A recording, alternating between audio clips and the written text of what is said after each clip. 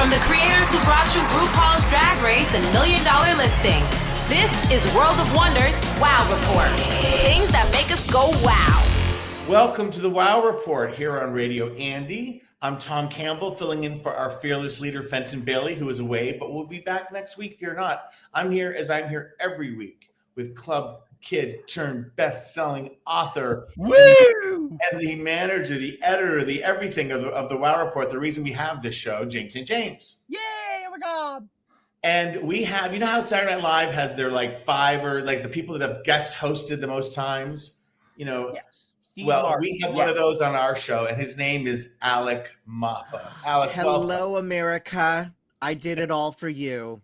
And a spoiler alert, this is, this little radio show that Andy asked Fenton if we wanted to do, and we sort of have been doing this in the basement, in the window of World of Wonder, and then from home during COVID. We're celebrating our 300th people. We're a weekly show. So you do the incredible. We're a weekly show. And you know what? That brings us to number 10.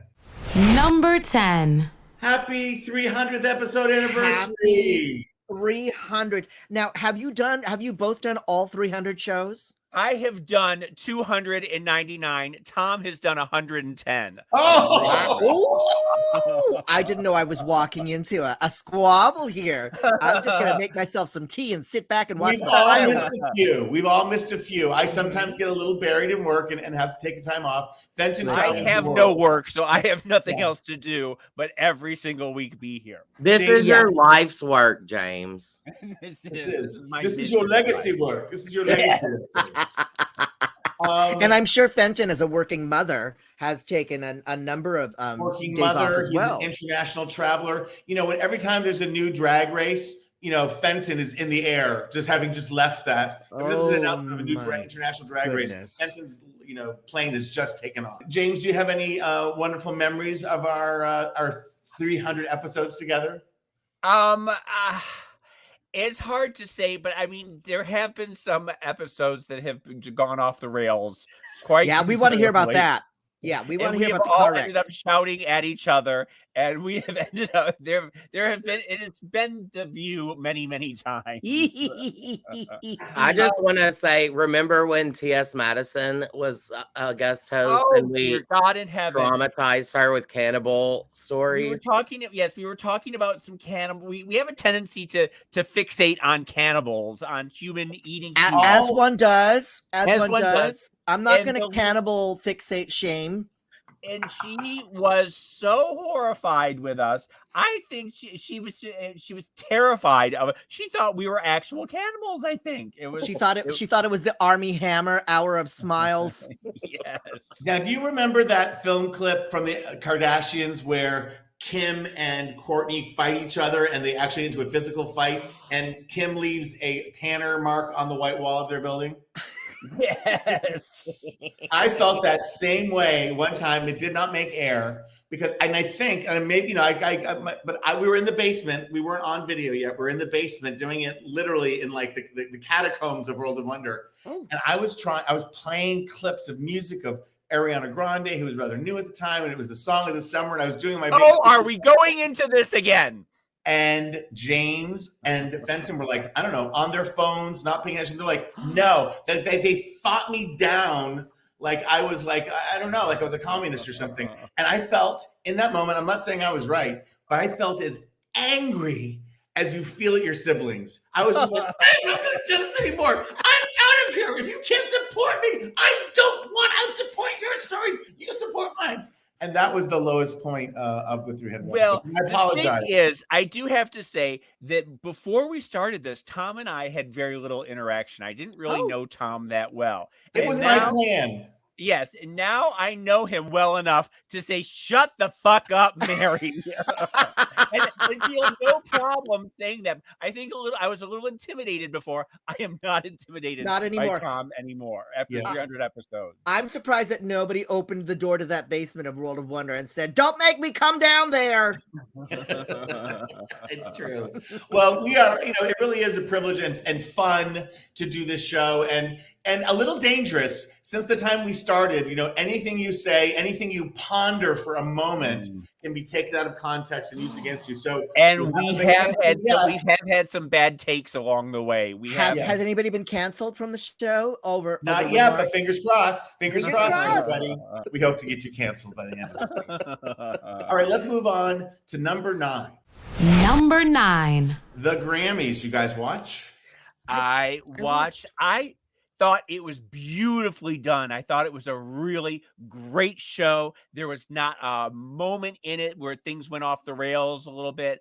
I had no idea who Jean-Baptiste was. I knew the song from the commercial, but I didn't know, and I was blown away by him. I thought he was absolutely adorable. I'm a huge fan now. BTS was fantastic, so handsome, so wonderful. Lady Gaga, I thought that was one of the best performances she's ever done. I love Lady Gaga. I was wondering why she was crying at the end. And that made me think, is Tony Bennett in trouble? Is he in frail health or something? Because she looked into the camera. No, what's happening? What's going on? Tony Bennett, and there was a 60 Minutes piece that Anderson Cooper did that you have to watch. He's Alzheimer's, so he's very. And in the Anderson Cooper piece, he comes and goes as sometimes they do, and he sees Lady Gaga in this piece, and he lights up for a second. Oh, yes. Wait, Anderson Cooper interviewed him in a state of his dementia and his Alzheimer's. His wife and partner, he wanted it, and Gaga was there, and his wife is there together. Okay, and he has moments where he goes in and out, and he was pretty. It's interesting because we've talked about this before, but they start playing the piano, and the minute they start playing the piano, he's right there. He knows the songs, and he can perform. But then the minute he gets confused afterwards, right? There's something about music and the neural pathways that they're finding with people with dementia, that it can kind of cut through all the mess, which is beautiful. And he had taped "Thank You, My Friend Gaga" or something like that, and they played that, and that's why she was crying. I thought her performance was a little frenzied, but I love that about Gaga. I love that it's like, it's not manufactured. It comes from the spirit of her soul, and sometimes doodle, and she's so incredibly multi-talented that she's doing. And she's had such a great week, because it could have been a bad, because she was snubbed by the Oscars, but she graciously showed up at the Oscars with Liza Minnelli. I know. Yeah, that was a beautiful. And then this was a really great moment, and she helped Who's McCall up the stairs with her crutches, and she's sort of like an Earth mother, and she's so talented and so wonderful. She's sort of like a senior caregiver superstar. Yes. Where's she today for the 300th show? She needs to walk me back to my car after this. I think that I really appreciate it. She worked with Blake. For Blake. I also wanted to say that Lil Nas X continues to stun and continues to just be the greatest force in music right now. And the outfits changes are fantastic. Jack Harlow is so handsome. Oh my God. 2 highlights. Olivia Rodrigo, who is my new Ariana Grande. I thought she did an amazing job, breathtaking performance, and her voice is for reals, people. That's not a studio voice. That is a for real voice. And I also thought the In Memoriam, where they had Ben Platt, Cynthia Erivo, and Rachel Zegler. They sang a medley of Sondheim songs. Beautiful. And the fact that there were 3 voices made it fantastic to listen to and surprising. And it gave more time for the memorial. You know what? No one's sad to spend some more time on the In Memoriam. There's so many people we know and love who are passing. Anyway, I was brought to tears, literally. I would be remiss just mentioning one thing. As a Filipino, it was the Filipino night at the Grammys. So many Filipino nominees: Bruno Mars, Olivia Rodrigo, Saweetie, Her.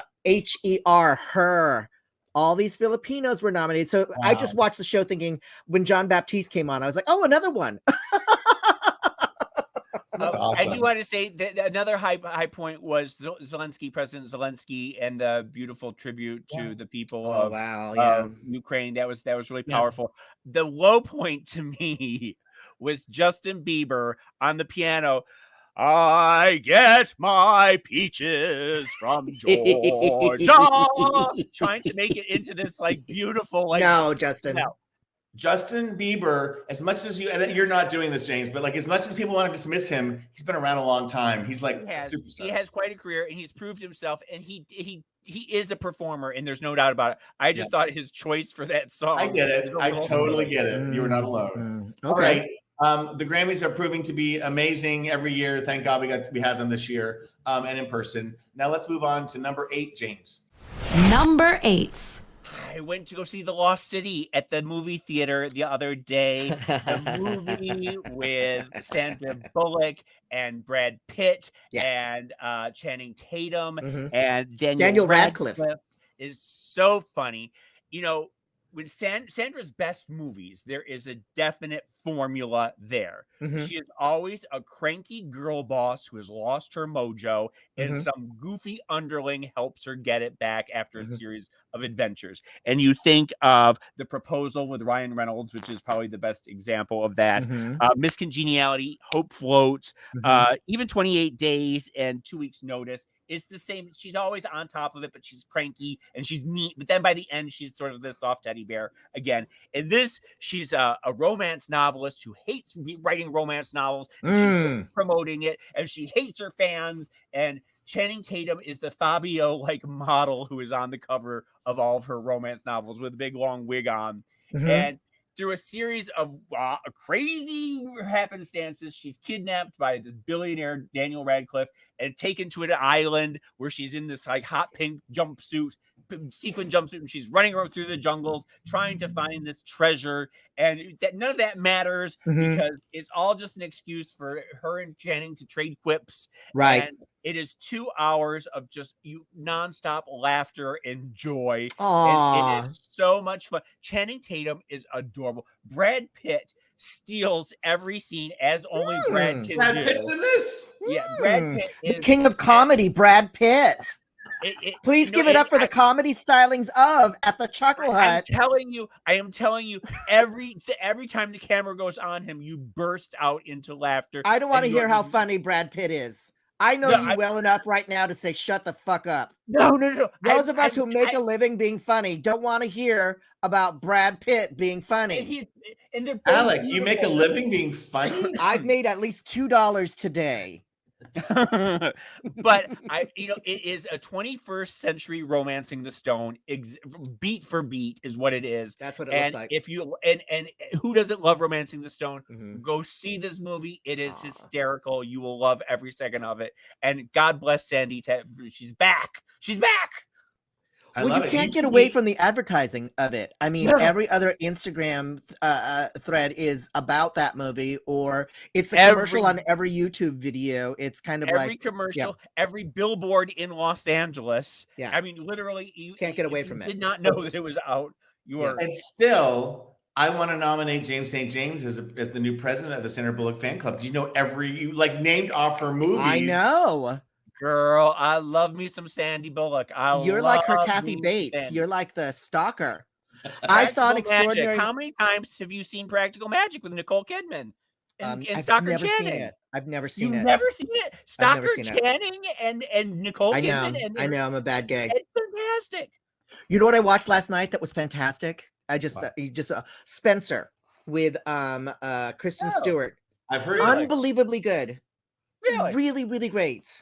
I had no interest in seeing it. You tell me I have It's so good. The director shows that it shows from her point of view, her spending Christmas Eve right before she divorces Prince Charles, and how the situation with the royal family has become completely unbearable. But they direct it like a horror film with the scary music, like she's literally trapped in this house with this family, and the only refuge is her maid, played by Sally Hawkins, and her kids. It's really, but the thing that's really astonishing about it is Kristen Stewart you can't recognize her, and you don't realize she's unrecognizable. It's a complete departure from whatever she's done so far. Well, it's so interesting because both she and Robert Pattinson have had this incredible year that, if you would have told me 10 years ago that the 2 stars of Twilight would be the biggest star, the biggest stars on the planet, the most multiple stars on the planet, that they've both really shown their acting chops, and I give them unbelievable. It's really good. The second person like this week who I trust that says that's a good movie, because I, like James, was not going to see it. I don't care. I don't want to watch. A little Diana'd out a little after the CNN 10-part series about her. Yeah, it was really the Netflix musical that did it for me. Sweeping the Razzies. I want to see that. I want to see it. I think I'm going to watch it tonight. All right, so that's turned into not 1 thumbs up, but 4 thumbs up for The Lost City with Sandra Bullock and Spencer with Kristen Stewart. And the hilarious Brad Pitt. 1 out of 3 people have seen it here and really love it. You mock me. You don't believe me, but I tell you that Brad Pitt is a nonstop laugh-a-thon. The king of comedy, Brad Pitt. I swear to God.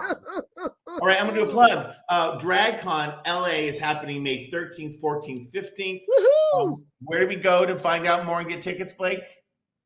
You go to RuPaulsDragCon.com. You're listening to the Wow Report. We're counting down the top 10 things that make us go wow. We will continue right after this message. Don't go anywhere. You're listening to World of Wonders Wow Report. Things that make us go wow.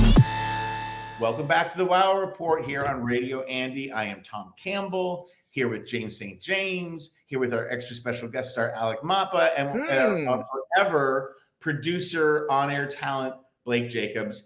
We are celebrating our 300th episode. Wow. Andy. Again, that's a weekly show. So that's like 15 years, I think. That's amazing. Yeah. And I felt every single one of those. Yes, and Fenton is away, but he'll be back, so don't worry about that. And, a shout out to Radio Andy, the people that work there, and, of course, Andy Cohen, who's our as well. We are counting down the top 10 things that made us go, wow. Wow. Yeah, wow. And we are at number 7. Number 7. Guys, I'm full of it. Joy, that is.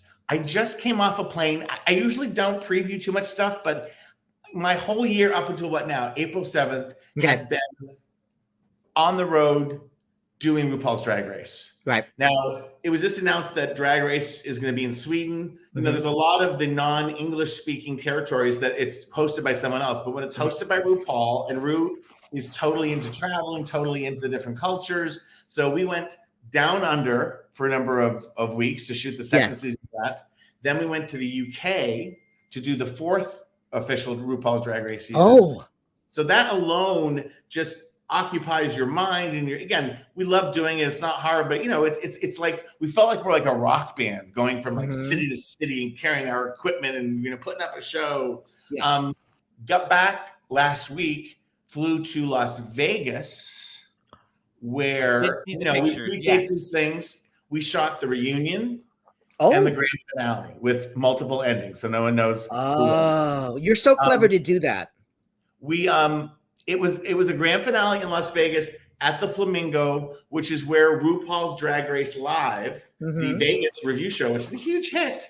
I also saw that Ru had an unveiling at the Madame Tussauds there as well. That's all over all social media.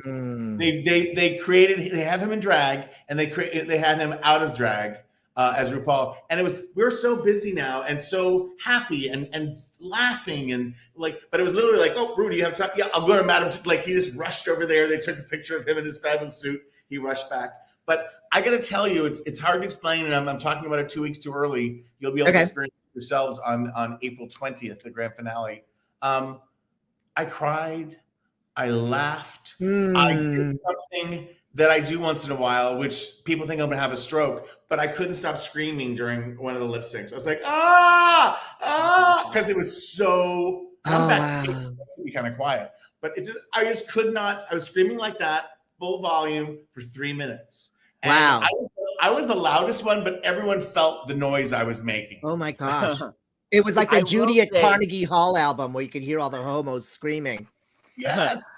I will say that this season has been absolutely spectacular, and what a great group of girls it is. It is one of the best seasons I've in a long. Not every season is fantastic, of course, but this season I have really been engaged with the girls, and I've really loved. It's so hard to choose one this time. They bring it once again in the reunion and in the finale. Oh, I love it! Spectacular. There was a moment when we're just sitting. All of us had these moments where it just overwhelmed us. Like we started this little show in Redemption Studios, in a poorly lit studio, which was like a bread factory or something in Burbank. I remember. And here we are doing it. And by the way, doing it by the skin of our teeth. You know, like there's no, it looks big budget, but it's not. It looks like the Oscars or the Grammys, but we shoot it like, you know, like we load in equipment and rehearse at the same time. You know, it's like, but drag queens are up for it. Ru is up for it.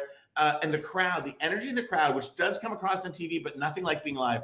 How much joy this show brings to people. Yeah. And I'm not bragging. I get joy from this show. I'm so lucky, seriously, that, you know, it's hard to make a hit. It's hard to have anything that lasts. It's hard to work on stuff, everything you do. But when it comes together and it tickles that joy space. Yes. It's such a miracle. And I'll tell you, it has been a godsend during the pandemic. It was something to look forward to every single week. It's just, it really does. It really, it's on firing on all four cylinders. Yes. It's so I'm a promotion machine, but it's been my entire life the past 3 or 4 months or 3 months. So it's my favorite show. It's my, and every time you invite me to come back and I'm on it, my socials go crazy. It makes me seem like I'm super famous. But the other part of that is, oh my gosh, I when I'm on it, whenever I'm on it, Tom, I have this thing looking at you and looking at everybody and like, oh my God, we're working on our favorite show. This is my favorite show. And every year I watch it, I'm like, I'm not going to get roped in emotionally with these girls. I did that with 13 other contestants last year. And then every year the stories are so engaging. And that's really a tribute to your talents as a producer. Really kind of moving it along. It's the queens who come and, you know, we've created a safe place for them to come and tell their stories. And oh my God. Oh, and a big highlight with Drag Race España, right? Wasn't it like the highest rated? Oh, it's all over the world. It's a testament to the power of drag that it works in every language and every territory. And the highlights are, the things to remember is tonight is the last competitive episode in the studio where they make a music video to RuPaul's Catwalk, which I think is like based on George Michael's Too Funky. It's really cool. It's inspired. Nothing you can sue us about. And then it's the reunion the week after that, and then April 20th, I believe. 20th? 22nd? Golly. April 22nd is the grand finale of RuPaul's Drag Race season. So 14. What's the next franchise? Because I understand coming up there's France, there's the Philippines, and Sweden.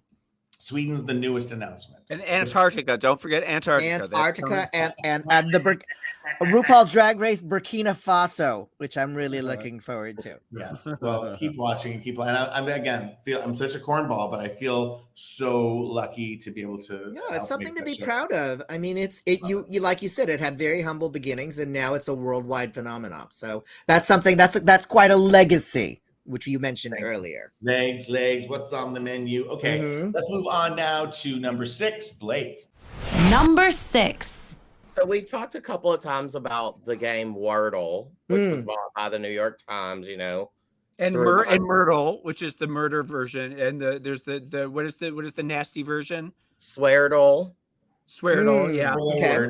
I've heard there's a Taylor Swift version. I don't know what that, but my favorite version is Heardle.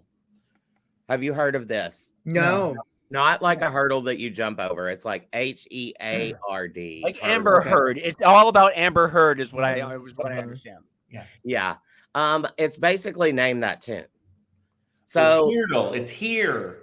Yeah. Oh, here. Or heard, like what you heard. Heardle. Oh, so you get like 4 notes and you have to tell from those 4 notes. I love Name That Tune. Like, so the first you go and it plays like the first second of the song. And if you don't get it, you know, you're like, you can guess, but then you go like to the second and it'll play like 2 seconds of the song. I used to watch, back in the day, I didn't like watch it, but you know, when I was getting babysat, the Kathy Lee Gifford version. She's the La La Lady, yes. The La La Lady, yeah. Yes. I never knew any of those songs, and I think it was because I was 5. But you didn't know Mersey Dotes or Come On to My House by Rosemary Clooney? I did not. I do now. Come On to My House, but only because of the Girls Next Door. You know, whatever makes you get you there, yeah. But this version, they play like not even like brand new, but like the other day, it was like Missy Elliott's "Work It," you know. Yes. Stuff from the 90s and 2000s that you It would know. have been great to see Kathy Lee do the la la to that, to work it. I would pay money. They Let's play bring the her back. actual, they play the actual song. You can play it every day at Heardle.com, and it's my new favorite obsession. Well, it sounds like it's right up Tom's alley. Tom, you should be definitely doing that. I think Alec, Mapa, and I could be like Jeopardy champions because we share an eerie amount of pop culture knowledge. We do. I'm always, whenever I find an obscure Diana Ross post on Instagram, I always send it to you. And it's usually them on the Ed Sullivan Show. I know. I sent you one today of a little boy. His mom surprised him with Diana Ross tickets, like new. And he was like crying. He wasn't little. He was like a teenager, but it was RuPaul. All right. So Heardle or Heardle.com. Okay, go to it right now. Well, I'm going to jump off and do that for the rest of the show. Let's move on now to number 5. Number 5. I don't know if you guys caught this, Jarrod Carmichael on Saturday Night Live this last week. Okay.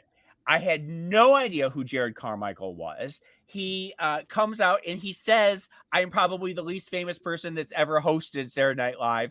And you believe him. He's a comedian, and he had his own sitcom on NBC called The Carmichaels. I mean, I don't know these things. And he has a Netflix special right now where he comes out. Well, that's where I'm going with this. That's where I'm talking about this. And it's an HBO special. It's a comedy special. But first of all, he comes out and he talks about the slap that we are so sick of talking about the slap, but he makes it fresh and funny, and he's so insightful, and he's sort of capped off the week a little bit. The whole episode is smart, and it's just he made me want to go and find out more who this Jarrod Carmichael is. So I go and I watch the new special, Jarrod Carmichael : Rathaniel is the name of it. Now, it is not so much a comedy special. In fact, there's no comedy in it. It is, he opens up a vein and bleeds over the audience. He starts off by saying, I want to talk about family secrets. And he begins to unpack the scandals in his family and his relationship with his father, his relationship with his mother. And during the course of this, it keeps getting darker and darker and sadder. And he has this really biting sense of humor, really black sense of humor about it. And during the course of this, he comes out of the closet. And he's never come out publicly before.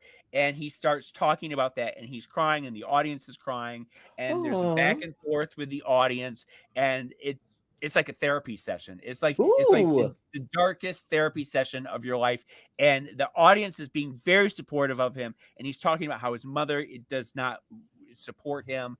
And it becomes so harrowing, but it's so beautifully done. Right. And it's such an important topic. And he talks about, how the family doesn't support him, how the fans are there for it. The fans are with him 100%. But there's some things in the Black community where there's it's difficult, and there's some issues, and he delves into all of that, and it's beautifully done. It is Emmy bait all the way. If you get a chance to watch it. Bo Burnham directed and produced it, and if you know anything about Bo, he's adorable.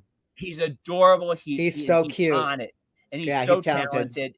And everything he does is just class all the way. Did you see his movie 8th Grade? I didn't. It's fantastic. I watched the one about the pandemic, and you kept thinking, "Oh, I don't want to do the pandemic one," but it's a series of vignettes that he just spontaneously comes. He's just so brilliant, really talented. Anyway, this is Jarrod Carmichael : Rathaniel. I'll watch it. The other big reveal is that his real name is Rathaniel, and that's sort of like and he's been embarrassed of that his whole life. And so he started off that was going to be the big reveal. And then he just keeps rolling out secret after secret after secret. Oh, Quick golly. question, James. Jarrod Carmichael, Brad Pitt. I was about to ask the same thing. Listen, hold on. I just want to say that during the commercial, I looked this up. And if you go through Brad Pitt's IMDb page, there is Burn Before Reading. He is hysterical. He's the king of comedy. True Romance. Remember that he was the stoner roommate. He has had comedy roles, and by God, he nails. In fact, if you think about Once Upon a Time in Hollywood, he's hysterical in that too. Yeah. James, you're talking facts. Alex and his feelings right now about this. No, sorry. I'm not going to allow. You can mock me. I'm gonna have. I'll not allow it, counselor. Approach the bench. I'm gonna have a Brad Pitt comedy festival, and you are gonna be strapped in King of comedy, and Brad fucking Pitt. Maybe Alec could host the Brad Pitt comedy festival. There's just some jealousy here. There's some not at all. Jealousy. I think he goes back to Jennifer Aniston. To be honest with you. Alex just can't take the fact that someone else is funny other than him. I just don't want to. This is my pet peeve. Good-looking people who are funny. I think that there should be something wrong with you. Comedy comes from a crucible. Brad Pitt is a cis het white male. He's at the top of the food chain. He doesn't need to be funny too. You know what I always think about people that are really good looking? I think that they must have webbed toes or something. I have to give them some secret flaw just to wake up. Something's wrong. Yeah. Well, it is a case of God giving with both hands. But if you also think Mr. and Mrs. Smith, the first movie he did with Angelina Jolie, that was pretty funny too. That was a good movie. I'm not buying this. Let's just go to a break. We're going to break, unfortunately. You guys can fight during the commercial. I'm going to have a stroke. To the 300th episode of the Wow Report. We'll continue our top 10 countdown of the things that made us go wow this week. Right after this, don't go anywhere. You're listening to World of Wonders Wow Report. Things that make us go wow. All right, welcome back to the Wow Report here on Radio Andy. I'm Tom Campbell here with James St. James. Fenton Bailey's away, but we have Alec Mapa sitting in. Which Hi, everybody. Our frequent guest. Frequent flyer. Blake Jacobs, our millennial producer, it's still a thing to me, is here listening. He pops in every now and then. There he is. Hi, Blake. Hi. We're in the midst of counting down the top 10 things that made us go, wow. We have reached number 4, James. Number 4. Number 4, what a week it's been. What a spectacular and nail-biting week it has been with the confirmation of Judge Ketanji Brown in the Senate. It happened this week. Yes. And it was, we didn't know up until the very end whether there was going to be any Republicans that were going to cross the aisle. 3 of them did, Murkowski, Collins, and Romney. That's huge today. Huge. 3 people crossing the aisle is huge. Gigantic. Yes. And then during the confirmation hearing, just that list of the nay, I. And you still think, like, can it go off the rails at any point? And Senator Rand Paul tried. He held it up. He was doing a talk show. And he wouldn't come in, and they held it up for him to finish the talk show, and he finally wanders in and gives his final nay. But didn't matter because she got the confirmation. She headed towards the Supreme Court. It is a great moment in history, and what a wonder! How God bless her for putting up with all the crap that she's done. Yeah, if she can put up with all of that. Then she's going to be a fantastic judge. And when people bitch about Democrats or Republicans or say there's no difference, or people bitch that Joe Biden, blah, blah, blah. It's like we have that justice in the Supreme Court. That means more for this country in the future and your children and your family than anything else. And it matters who you vote for. It's the corny adage, but, think of voting as a bus, not as a, so it's like vote for the candidate that gets you the closest to your goals. Right. Right. I'm just so tired of people sort of damning Joe Biden with faint praise. You're not going to get everything you want, regardless of who you vote for. You can get your guy in the White House or whatever. You're not going to get everything you want 100%. And I love the analogy of the bus. Just get somebody who'll get you a couple blocks away from your house. Just walk and shut up. Walk the rest of the way. So a historic moment that fills, I mean, that here, a Filipino and 2 white guys, a woman, a black, it just means, it resonates to all communities, but boy, it must really, really mean something to women and to the black community that they. And also there's going to be another vacancy real soon. Clarence Thomas, TikTok, goodbye. Yeah, that's going to be bad. Unfortunately, what will happen if it happens in September? The Republicans will say it can't. Not during an election year. We can't do it. We can't do it. Let's see what happens. It better be soon. All right, let's move on now to number 3, Blake. Number 3. Hi, that's me. I, Do you guys know who Jena Malone is? Yes, actress. Sure. Yeah. Yes, she was in the She was a Hunger child Games. actress. I remember her from Stepmom, starring Susan Sarandon and Julia Roberts. Yeah, she's around my age-ish, but Okay. yeah, she was a child actress. She was just in her car in Hollywood the other day and saw a man walking down the street, but he was like beating his dog. So she like ran after him to save the dog, and I guess 5 other men joined in and beat the crap out of this guy. Oof.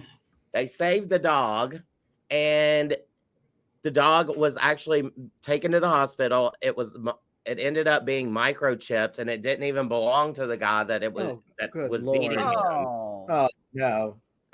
He's back with his owners, and he's going to make a full recovery and everything. But I just thought it was amazing that Jena Malone was the one to like make all this happen. She tweeted after it. She said, "I'm sorry that it ended in a brawl, but the dog was going to die. No question. I can't imagine the level of torture it had suffered until this point. And now it's safe in a hospital. Still no word on its owner. Also, because it is important to know, I saw the man get arrested and he wasn't bleeding and seemed coherent after this filmed interaction." Oh, terrible. I'm not even going to watch. But I knew, I've known that Jena Malone is a badass from Hunger Games. She knows what she's doing. Don't fuck with Jena Malone, boy. There's something about animals with people, and this is horrible to say because, Jesus and love your neighbor, but people sometimes are intimidating to help because you don't know, are they in their right mind or not their right mind? But when you see an animal in trouble, a domesticated animal, it's like, it's like you do crazy things. You just jump in and good for her. Good for her. My roommate bestie decided to get a dog a few years ago, and he, I was like, okay, whatever.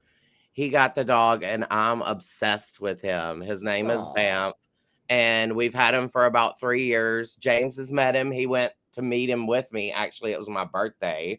He was a nutty little dog for the first year. He was a barky little thing, wasn't he? I imagine most dogs bark at James St. James. That's just me. But yeah, he's been away we went to Mexico, so he has been at his grandma's being dog sat, and I won't see him for like a month, and I'm just melting. So don't stop me on how much I've missed my 3 cats while I was away. Don't stop. Don't stop. Don't stop. And Tom, we've taken him. There's a cute little dog park right across the street from you, and he loves it over there. So let me know when you're in the neighborhood, Blake. Will do. I'll put on some pants across the street. All right, let's move on now to number 2, James St. James. Number 2. Number 2, I got into a deep dive with Tyler Henry, Life After Death with Tyler Henry. He is that cheerful twunk, the cute as a button. He talks to dead people. Yeah. And is this his new series on Netflix? It's a new series on Netflix. Yes. All right. Did you buy it? Did you believe it, or is he a huckster? That's just it. That therein lies the whole problem, because he travels the country and he's trying to get in as many fans as he can, and he gives these readings and he throws out 1 or 2 things, and everybody, that's Aunt Judy. She's talking to me, and they start crying, and then they tell the whole story of Aunt Judy, and everybody hugs and cries and hugs it out, and it feels very cathartic, and everybody's getting all this closure, and then he moves on to the next person, and he says, I see the color blue, and they say, "Oh, my cousin Bobby loved the color blue," and then everybody starts crying and crying. Well, and it all started because one time he had a crayon, and then they tell this whole story, and he says, "I knew it," and then everybody hugs it, and it feels like a parlor trick. Right. But he's very good at this parlor trick, and he really sincerely believes that he has a gift from God and that he's talking to these dead people. I don't think he's trying to fuck with anyone. I think he really believes it, and I think he's an empath in a way that he can feel where a conversation is going. So he's a delusional illusionist. But he's a cutie patootie twunk. He's adorable. I was surprised that they took his E! show and put it on Netflix. It doesn't seem loud enough for Netflix, although there's a lot of executives from E! that moved to Netflix. That makes sense. Oh, it does. That makes sense. Now, James, have you ever been to a psychic briefly? Because I want to ask this too. Because we have a friend, Char Margolis, who Yes. who does things for WoW, and she's had a show with WoW. She's been on this show. She's been on this show, yes, and I believe Char. I no doubt about it. I did a reading with Char, and we were talking about my friend Steven Sabin, who had just passed away about 3 weeks earlier. And as we were talking, I said, we had a problem, and we were estranged at the time of his death, and he was angry with me. And as I said that, the lights went out in the studio. The light just popped. Oh, I love that. We lost all electricity, and we were like, holy fuck, that's Steven. He's still mad at me. He's still mad at me. And for even in the afterlife, he hasn't let it go. He hasn't let it go. And if I know Steven, he's still not he will not let it go 1,000 years from now. But then we were also talking, and for some reason we both used to vacation we had summer homes in the same city in Charlevoix, Michigan, and we started talking. We knew the same people. We knew Breezy. We knew the pianist at the local restaurant. We knew the crazy. She was at the world's largest cherry pie, which I was at too. We were both there. This was 20 years ago. We both had a slice of the world's largest cherry pie together, and so there was this weird why would you start talking about the world's largest cherry pie unless there was a psychic connection? And I know Char. I've been read by Char. I believe in Char. Alec, have you ever had a reading that? No. But I did have a reading on Vancouver Island when I was making a movie there in 2002. And this is pre-smartphone. So there was no way for her to Google me before I showed up. And the very first thing that came out of her mouth was, your mother has passed away, and she was very concerned with you when you were alive because you led a very adult life at a young age. Am I right? And I was like, all of that right away, right out of the gate, that my mother had passed away and that I'd been living on my own since I was 14 years old. So it was kind of like, for her to get that was astonishing. She predicted my marriage. She predicted my first home purchase and a bunch of other things. It was pretty spectacular. So Alec, I think I asked for America. What did she say about me? Your name did come up a number of times. He's like something about an Amber Alert, something about a predator near you. I'm hearing you. I'm sorry. So I guess the point is that I'm on the fence about it. I don't quite know if I believe, but when I'm watching, I believe every single second. I'm right there's there. Two choices here. Either one, it's real, and that's magic, and that's beautiful. And two, he's a fake who is manipulating people who are, grieving, which is horrible. Or he's a delusional illusionist. Okay. Because I don't think that he has a mean bone in his body. I met him. I hosted an event with him one time, and he was adorable. So I didn't like little Macaulay Culkin. Yeah, he's very cute. Right. Guys, we have to move on. When we come back. No, wait a minute. Hold on. Before we move on, I do want to say that the end of this series, it's like 6 or 7 episodes, and we start to learn more and more about Tyler Henry and his life. And he had a grandmother who was a serial killer, and she kidnapped all these people. And the whole story starts pouring out that he has all this sort of a psychic legacy of problems.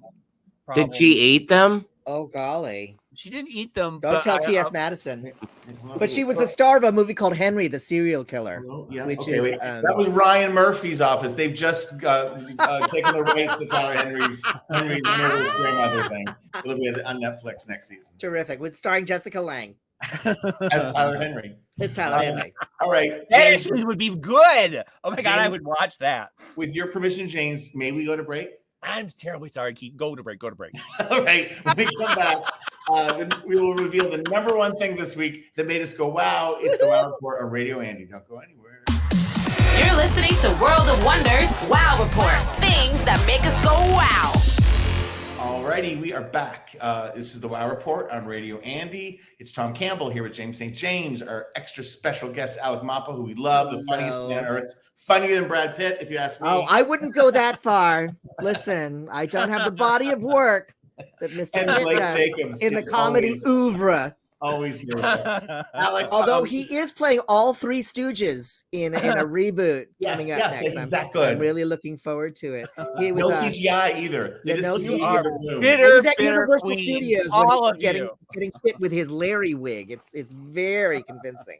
Alec, before we reveal the number one thing that made us go wow this week, what's going on? Give us a quick little update. I've been doing a ton of little independent films because when this is me answering the phone. Ring, I'll take it. And they're all coming out shortly. But currently, I'm on a new television program on Discovery Plus called Inventions That Change the World. And it's with me and Amanda Seales and Kate Flannery and all these great people, Rachel Harris. And we're all talking about glorious inventions like the Easy Bake Oven, the Etch-a-Sketch, the Shake Weight, the and any kind of fad invention, the Billy Bass. Yep. We talk about them at length, and it's very funny. And it's currently on Discovery Plus. Now, I don't know if you know this about me, but Discovery Plus is my absolute favorite app. So I will definitely be tuning Blake into is a this. huge Shake Weight fanatic. Oh my gosh. My husband is a producer at Discovery Plus. He's now one of the producers for Ghost Hunters. Oh, I love it. And he works out of the kitchen and he finds locations. So all day long, I hear him on the phone saying things like, "Oh, okay, there was 2 dead kids on the property. Wonderful. Oh, there's somebody committed suicide in the attic. That's terrific." That's awesome. That'll All right, be a with the great little time we episode. have left, James, what strikes you as the number one thing this week? Number 1. I am a little worried about Elon Musk buying 9% of Twitter stock, making him the biggest shareholder and giving him all sorts of control over the company. And as you never know with Elon Musk, first of all, which way the wind is going to blow, because he's a complete wackadoodle. I mean, there's no two ways about it. He is an eccentric billionaire, and you never know what you're going to get. He has said that he's going to go in and make some changes. Now, the 2 changes that people want and that are pressuring him and that he said that he's open to is reinstating Donald Trump onto Twitter, because we know that he and Trump are that's his first move. That's his first move as a 9% shareholder. The big one is he wants the edit button on Twitter.